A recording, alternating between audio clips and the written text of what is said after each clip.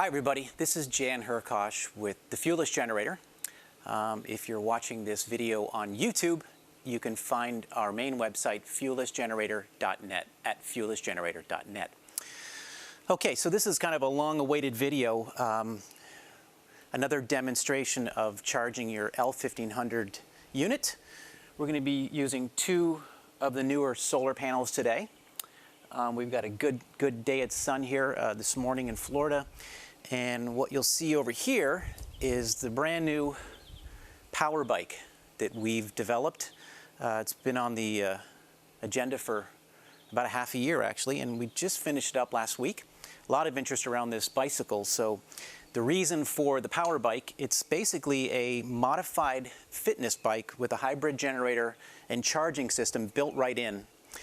That you'll see that this lead comes out right out of the bicycle, and this will tie right into the Anderson input on the L-1500, giving you the ability to charge your L-1500 when you have no sun, which will come up now and again since this is a solar recharger. So this video is all about demonstrating the power of this bike, and we're going to show you that it's more than equivalent to two solar panels under ideal sun conditions, to show you that this bike can do the work of two panels at a modest pedal. If you pedal harder, it can easily achieve the power output of 300-watt solar panels.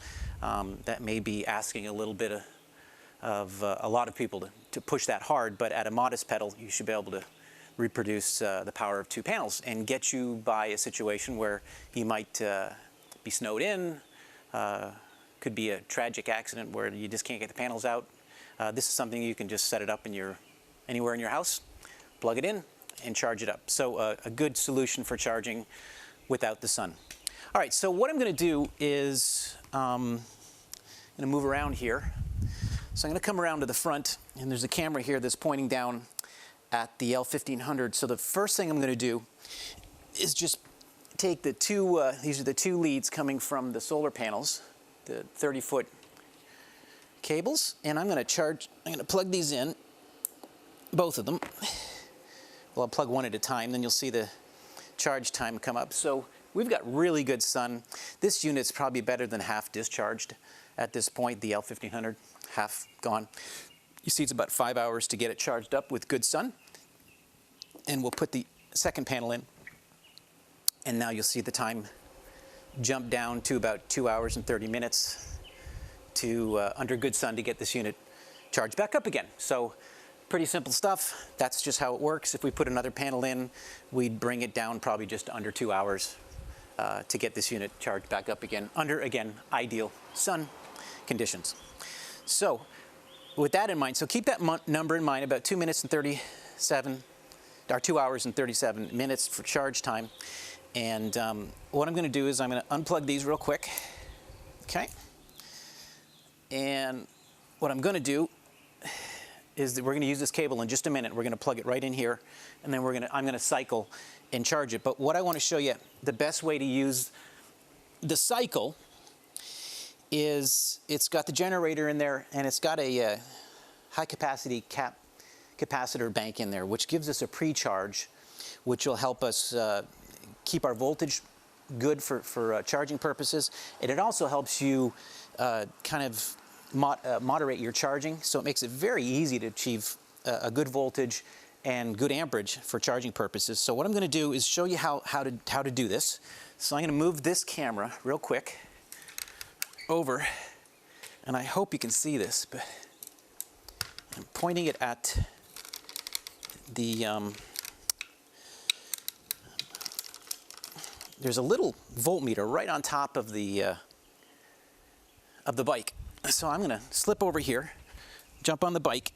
Now what you're going to notice is it's not plugged in to the unit right now. So we just have the cable coming out of the bike. So I'm going to pre-charge the bike. And this is what you need to do before you use it. It just makes it a lot simpler. So what I'm noticing here, it's fairly tough to move. But having the handles here, this really helps offset the power. Now I don't know if you can see that voltage come up, but on this meter here, I got 8 volts, 9 volts, 10 volts, and I'm going, now it's Now it's pretty simple. It's just really not hard. I am about 11 volts.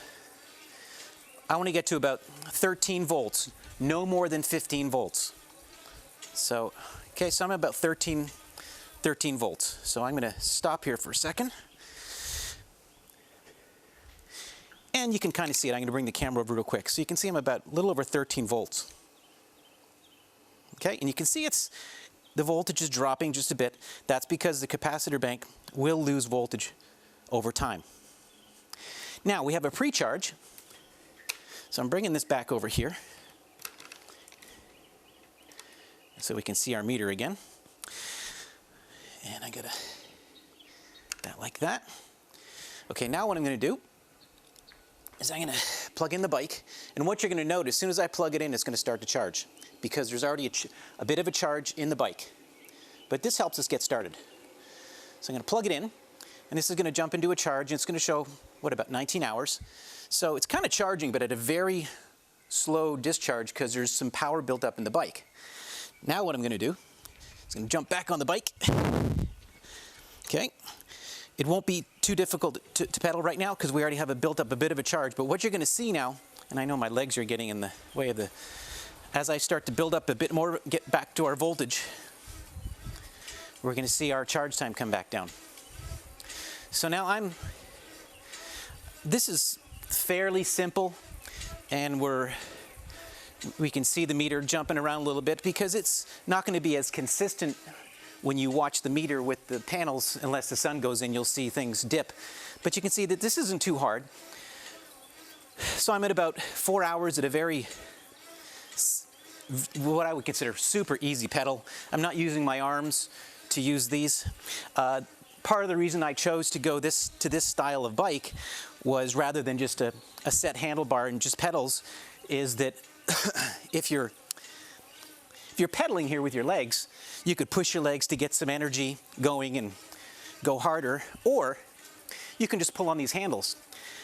Now what you're going to notice is when I start pulling on the handles, I can definitely increase the output of the bike, and you can see at this pedal, I'm close to where the two panels were. If I push a little harder, I can get to it, exceed it. Now, if I was a cycler and I really wanted to push a little bit harder, you could see that the charge times are going to increase or decrease. So, at this pedal rate, I'm outperforming the two panels.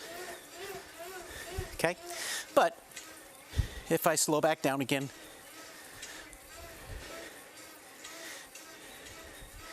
you'll see it go back.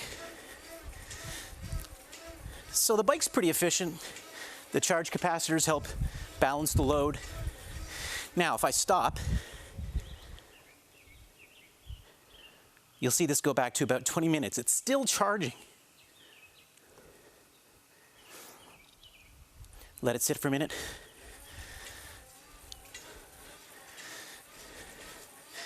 Start to pedal. Boom, we're back to about 4 hours. So at this rate, it's a fairly easy, and we're putting out quite a bit of power. It's pretty quiet. It's simple. There's nothing difficult about using the bike. And I'm getting really hot because the sun's shining right on me here in Florida. Okay, if we go back to even one panel,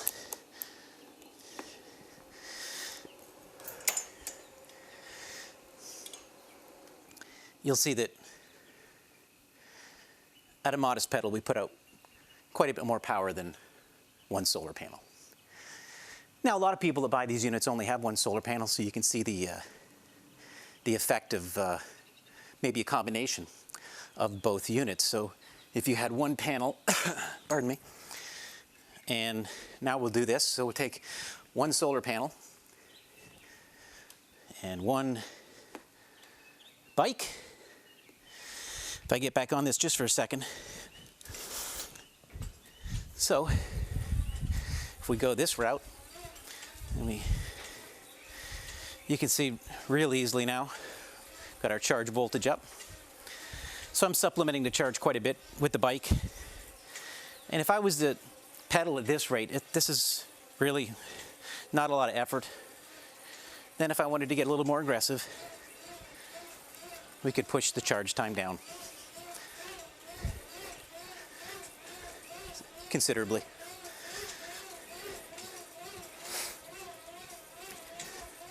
Like that.